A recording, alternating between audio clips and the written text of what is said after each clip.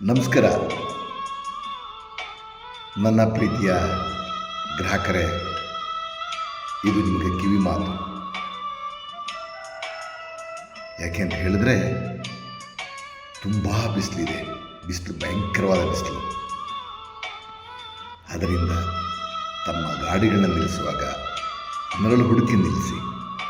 ಕಿವಿ ಮಾತು ಯಾಕೆ ಅಂತ ಹೇಳಿದ್ರೆ ಅದಕ್ಕೆ ಕವರ್ ಹಾಕಿದ್ರೂ ಕೂಡ ಕೆಲವು ಬಾರಿ ಗಾಡಿಗಳು ಪೆಟ್ರೋಲು ಜಾಸ್ತಿ ಇದ್ದು ಟ್ಯಾಂಕ್ ಹೀಟಾದಾಗ ಬೆಂಕಿ ಹತ್ಕೊಳ್ಳೋ ಸಾಧ್ಯತೆಗಳಿರ್ತದೆ. ದಯಮಾಡಿ ಅದರಿಂದ ನೆರಳು ಎಲ್ಲಿ ಸಿಗುತ್ತೋ ಅಲ್ಲಿವರೆಗೆ ಸಾಧ್ಯವಾದಷ್ಟು ನೆರಳಲ್ಲಿ ನಿಲ್ಲಿಸ್ಕೊಳ್ಳೋ ವ್ಯವಸ್ಥೆ ಮಾಡ್ಕೊಳ್ಳಿ. ಗೊತ್ತಾಯ್ತಲ್ವ, ಇವಾಗಾದರೂ ಮರ ಗಿಡಗಳನ್ನ ಬೆಳೆಸಬೇಕು ಅಂತ ಹೇಳಿ ಇವಾಗ ಅರ್ಥ ಆಗ್ತಾ ಇದೆ ನಿಮಗೆ.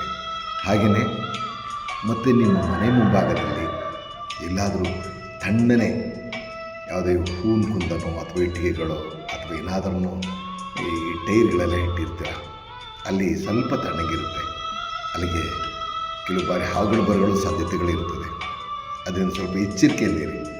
ಹಾವು ಬತ್ತು ಅಂತ ಹೇಳಿ ಅದನ್ನು ಕೊಲ್ಲಕ್ಕೆ ಹೋಗಬೇಡಿ ಅಥವಾ ಅದನ್ನು ನಿಲ್ಲದಿದ್ದಂಗೆ ಮಾಡಬೇಡಿ. ಅದನ್ನು ಪ್ಲೀಸ್, ಅದು ಒಂದು ಜೀವನೇ. ಯಾಕೆಂದರೆ ನಾವು ಹೇಳ್ಕೊಳ್ತಾ ಇದ್ದೀವಿ, ಅದು ಹೇಳೋಕ್ಕಾಗಲ್ಲ, ಆಯಿತಾ? ಒಂದು ವೇಳೆ ಹಂಗೇನಾದರೂ ಗೊತ್ತು ಅಂತ ಹೇಳಿದ್ರೆ ಹಾವಿಡಿಯೋರು ತುಂಬ ಜನ ಇದ್ದಾರೆ, ಅವ್ರನ್ನ ಕರೆಸಿ ಇಡಿಸಿ. ಆಮೇಲೆ ಮತ್ತೊಂದು ವಿಷಯ ಏನಪ್ಪ ಅಂತ ಹೇಳಿದ್ರೆ, ನನ್ನ ಹಾವಿಡಿಯುವ ಸಹೋದರರಲ್ಲಿ ಮನವಿ, ಹಾವು ಎಲ್ಲರೂ ಹಿಡಿತಾರೆ. ದಯಮಾಡಿ ಹಾವಿಡಿಯುವ ಮುನ್ನ ಸ್ವಲ್ಪ ಕರುಣೆಯಲ್ಲಿ ಅವ್ರ ಮೇಲೆ. ಏಕೆ ಅಂತ ಹೇಳಿದ್ರೆ ಈ ಬಿಸಿಲಲ್ಲಿ ಅದನ್ನ ಆಟ ಆಡಿಸೋದೇ ಆಗಲಿ ಅಥವಾ ಎಲ್ಲಿ ಸಿಗ್ತಲ್ಲಿ ಬಿಟ್ಬಿಡೋದೇ ಆಗಲಿ, ದಯಮಾಡಿ ಆ ಕೆಲಸವನ್ನು ಮಾಡಬೇಡಿ. ಏಕೆಂತ ಹೇಳಿದ್ರೆ ಹಾವುಗಳನ್ನ ಹಿಡಿದ ನಂತರ ದಯಮಾಡಿ ನೀರಿರುವಂಥ ತಣ್ಣನೆ ಪ್ರದೇಶಕ್ಕೆ ತೊಗೊಂಡೋಗಿ ಹಾವುಗಳನ್ನ ಬಿಡಿ. ಯಾಕೆಂದರೆ ನಾವು ಕಾಡಕ್ಕೆ ಬಿಡ್ತೀವಿ ಅಂತ ಹೇಳಿ ಎಲ್ಲೋ ಒಂದು ಅಲ್ಲಿ ನೀರೇ ಇರಲ್ಲ ಆ ಪ್ಲೇಸಲ್ಲಿ ಬಿಟ್ಟಾಗ ತುಂಬ ಕಷ್ಟ ಆಗುತ್ತೆ ಬದುಕಕ್ಕೆ. ಅದು ಅಂದರೆ ನಾವೇ ಇನ್ನೊಂದು ಜೀವವನ್ನು ಕೊಂದಂಗೆ ಆಗುತ್ತೆ.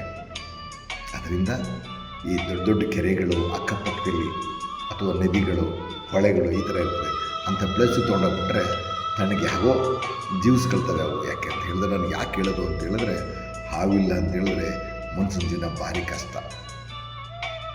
ಇಲ್ಲಾಂದರೆ ಇಲಿಗಳನ್ನ ಅವಾಯ್ಡ್ ಮಾಡಲಿಕ್ಕೆ ಸಾಧ್ಯವಿಲ್ಲ. ನೆನ್ಪಿಟ್ಕೊಳ್ಳಿ. ನಮಸ್ಕಾರ ಎಲ್ಲರೂ. ಪ್ರಕೃತಿನ ಉಳಿಸಿ ಬೆಳೆಸಿ, ಪ್ರತಿಯೊಬ್ಬರು ಒಂದು ತಲೆ ಒಂದು ಗಿಡ ನೆಡಿ, ಅದನ್ನು ದೊಡ್ಡದು ಮಾಡಿ ಪ್ರತಿನಿತ್ಯ ನೀರು ಹಾಕಿ, ಹಾಗಾದ್ರೆ ತುಂಬ ಮಜಾ ನೋಡಿ. Thank you.